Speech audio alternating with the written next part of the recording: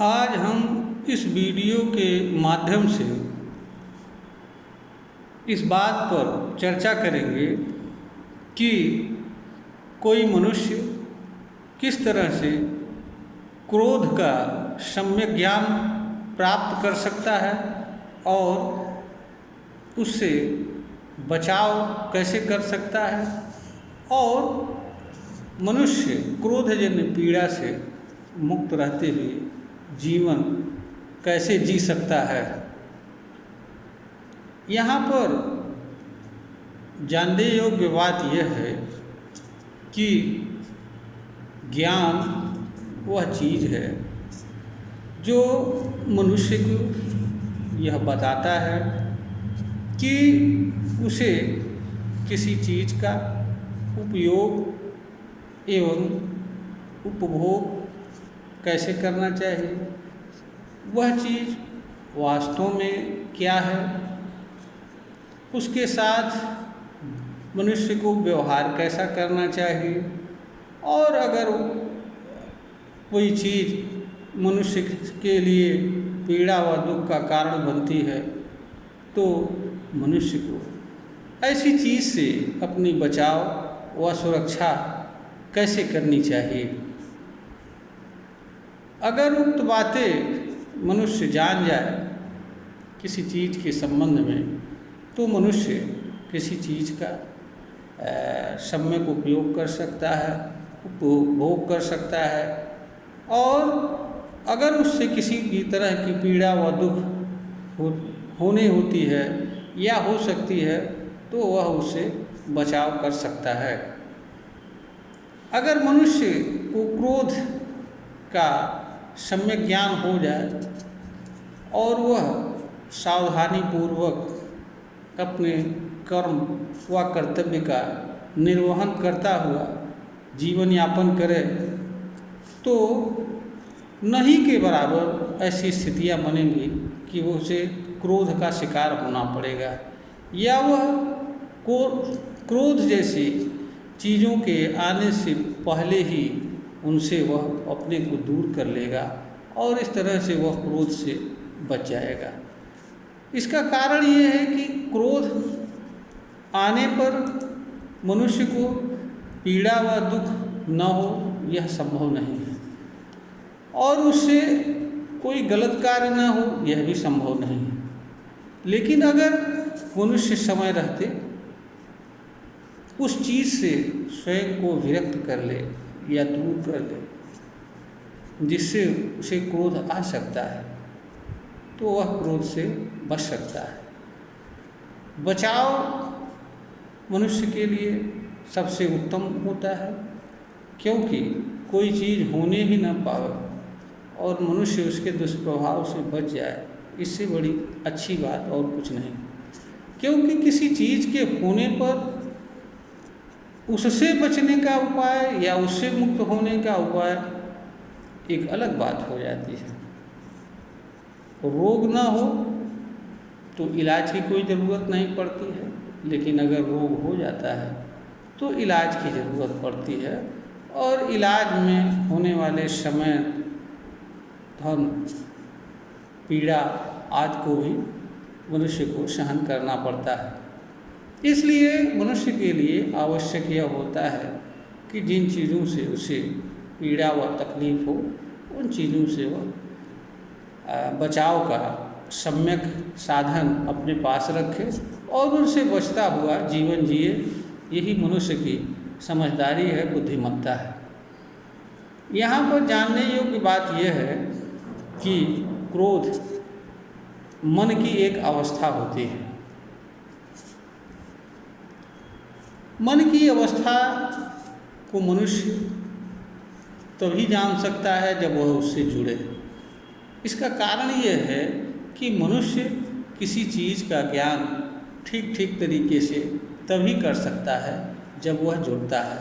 उदाहरण के लिए अगर देखी जाने वाली चीज़ है तो उसे वह देख करके जान सकता है और अगर वो अदृश्य चीज़ है तो उसके प्रभाव से मनुष्य जान सकता है। जुड़ने पर उसके प्रभाव से मनुष्य उसे समझ सकता है। तो क्रोध अदृश्य चीज होता है, यह दिखाई नहीं देता है, यह स्थूल इंद्रियों के माध्यम से बोध गम्य नहीं होता है। इसकी अनुभूति मनुष्य को तब होती है जब यह मनुष्य के भीतर जन्म लेता है और अपना मनुष्य के ऊपर प्रभाव छोड़ता है। मनुष्य इसके ज्ञान प्राप्त करने के लिए इससे जुड़ना आवश्यक होता है। यहाँ पर स्मरणीय बात यह है कि मनुष्य को क्रोध को एवं उससे की मानसिक अवस्था को जानने के लिए या क्रोध के समय मन की अवस्था क्या होती है, मानव की अवस्था क्या होती है, इसको जानने के लिए उसे पुनः से क्रोधित होने का प्रयत्न करने और क्रोधित होने की ज़रूरत नहीं होती है। इसका कारण यह है कि कोई भी मनुष्य ऐसा नहीं होता है कि जब वह किसी न किसी कारण से क्रोधित न हुआ हो या क्रोध का शिकार नहीं हुआ हो। अनेक ऐसे मानव जीवन में प्रसंग आते हैं जब मनुष्य क्रोधित हो जाता है, अपना आत्मनियंत्रण खो बैठता है और क्रोधजन्य पीड़ा व दुख को सहन करता है और इससे बाहर भी आता है। इसके लिए सिर्फ मनुष्य के लिए यह आवश्यक होता है कि मनुष्य सावधानी एवं सतर्कता से क्रोध जब भी आया हो, जिस समय भी आया हो, उस समय की स्थिति का स्मरण करना चाहिए, ध्यान देना चाहिए। धीरे धीरे मनुष्य को कुछ ही देर में या कुछ समय में वह सारी चीज़ें मनुष्य को मालूम हो जाएंगी। मनुष्य को हर चीज़ और वह अवस्था भी, वह चीज़ें भी मालूम हो जाएंगी जिन चीज़ों के कारण उसे क्रोध हुआ था, जिन चीज़ों जब उसे क्रोध हुआ था यह भी मालूम हो जाएगा। कहने का अर्थ यह है कि इससे मनुष्य को क्रोध से जुड़ी हर चीज़ का ज्ञान हो जाएगा। यहाँ पर यह भी आवश्यक है कि मनुष्य को क्रोध को ठीक तरीके से जानने के लिए किन चीज़ों की को जानने व समझने की ज़रूरत होती है। ये चीज़ें निम्नलिखित होती हैं। मनुष्य को यह जानना आवश्यक होता है कि क्रोध कब आता है, क्रोध का कारण क्या होता है, किस कारण से क्रोध आता है। तीसरा, वे कौन सी चीज़ें होती हैं जिनके कारण मनुष्य को या किसी को क्रोध आता है। अगला कारण यह जानना होता है मनुष्य को कि क्रोध आने पर मनुष्य के मन की एवं शरीर की एवं मानव की संपूर्ण अवस्था क्या होती है। अगला मनुष्य को यह जानना होता है कि इससे मनुष्य को किस तरह की पीड़ा, दुख, तकलीफ होती है। इसके आगे मनुष्य को यह जानना होता है कि मनुष्य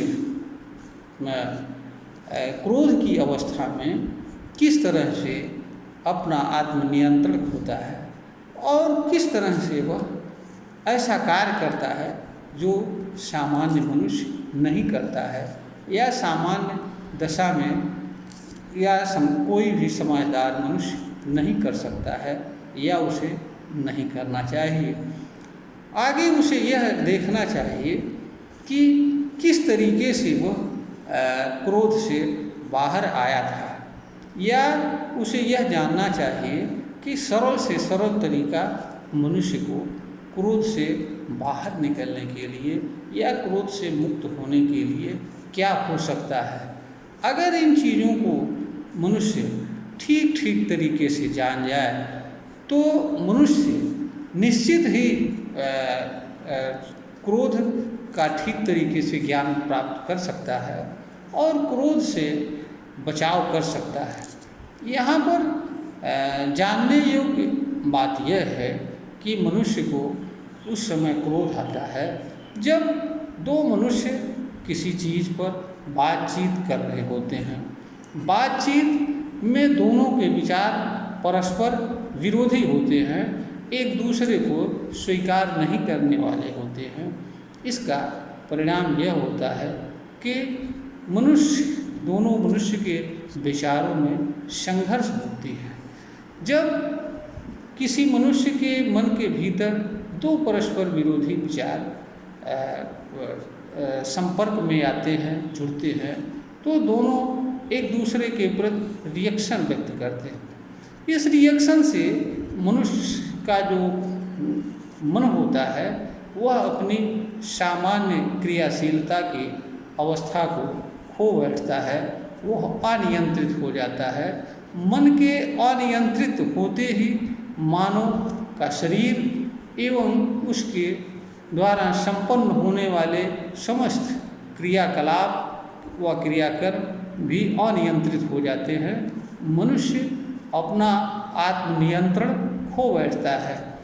ऐसी अवस्था में मनुष्य ऐसे कार्य करता है कि जो वह नहीं करना चाहता है, किंतु क्रोध एवं उससे उत्पन्न आवेग के कारण वह उन सभी कार्यों को करता है जो उसे नहीं करना चाहिए या किसी भी समझदार मनुष्य को नहीं करना चाहिए या कोई भी सूझबूझ वाला आदमी कभी भी नहीं कर सकता है।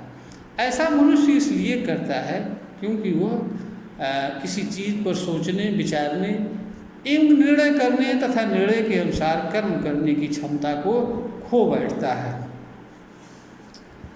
यह मनुष्य के लिए अत्यंत पीड़ादायक स्थिति होती है और कभी कभी इसमें तो मनुष्य अपना और दूसरों का कितना नुकसान कर डालेगा यह भी कहना बताना बड़ा मुश्किल होता है। इसलिए मनुष्य के लिए क्रोध को जानना व समझना भी जरूरी होता है। क्रोध वैचारिक संघर्ष से उत्पन्न होता है, परस्पर विरोधी विचारों के संघर्ष से जन्म लेता है। इससे मनुष्य को अत्यंत पीड़ा होती है। जब मनुष्य क्रोध की अवस्था में आ जाता है या शिकार हो जाता है तो उसके लिए उत्तम बचाव का तरीका यह होता है कि मनुष्य स्वयं को उस कार्य से विमुक्त कर ले जिस चीज़ के कारण, जिस चीज़ को करते हुए उसे क्रोध हुआ है। वह उस व्यक्ति से, उस जगह से हट जाए। जिस व्यक्ति के से बातचीत के कारण उसे क्रोध हुआ या जिस जगह पर उसे कोई बातचीत करते या किसी तरह का कर्म करते हुए उसे क्रोध आए, व्यक्ति के लिए आवश्यक यह होता है कि वह तुरंत वहाँ से हट जाए। हटने के उपरांत वह मन जाकर के दूसरी जगह स्थिर होकर के चुपचाप बैठ जाए। ऐसा करने के उपरांत मनुष्य तुरंत अपने मन को किसी अन्य चीज़ में लगा दे या और मनुष्य स्वयं भी कोई दूसरा काम करने लगे। ऐसा करने से मनुष्य का मन दूसरी चीज़ में लग जाता है और मनुष्य का मन क्रोध एवं क्रोध उत्पन्न करने वाली चीज़ से विरक्त हो जाता है। पुनः मनुष्य का मन दूसरी चीज़ में क्रियाशील रहते हुए धीरे धीरे अपनी सामान्य अवस्था में आ जाता है। और जैसे ही मनुष्य का मन सामान्य अवस्था में आता है वैसे ही मनुष्य भी सामान्य अवस्था में आ जाता है और मनुष्य किसी भिन्न कर्म को करते हुए बड़ी तीव्र गति से वह जो है क्रोध एवं उसकी पीड़ा तथा उसकी अवस्था से मुक्त हो जाता है। इस तरह से मनुष्य क्रोध से मुक्त हो जाता है और सामान्य अवस्था में अपना जीवन या अपनी क्रियाशीलता पुनः प्रारंभ करता हुआ अपना कार्य शुरू करता है या करता रहता है। यह वीडियो मार्गदर्शन है, बनाई गई है, प्रेषित की जा रही है।